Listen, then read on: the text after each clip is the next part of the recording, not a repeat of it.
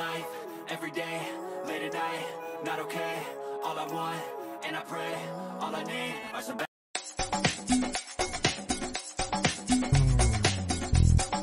Showbiz Kachika TV. Hello mga kachika!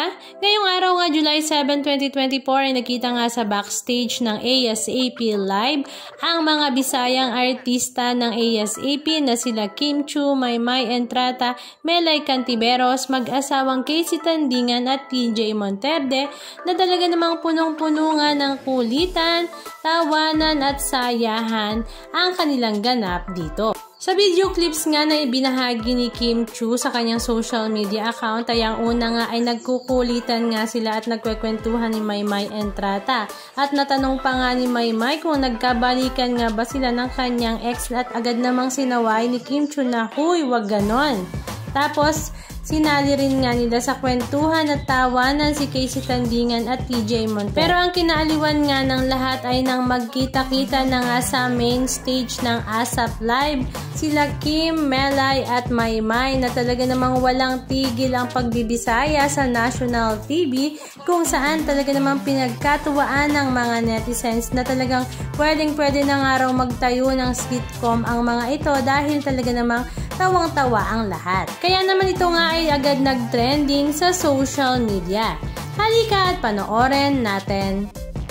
May buntag mga amiga. Wala ka makita sa filter.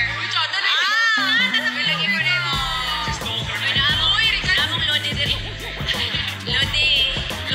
Pala. Lagi. Liga Ferry. Balik ate. Balik. So, oy. Unong oy.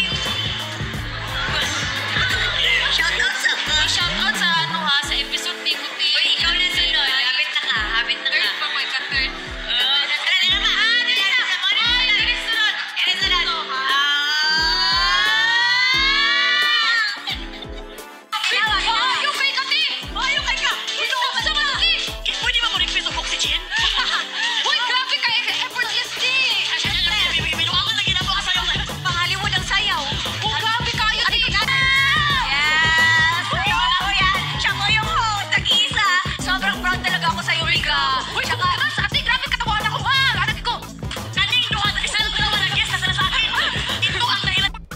Anong masasabi nyo mga kachika? Just comment down below.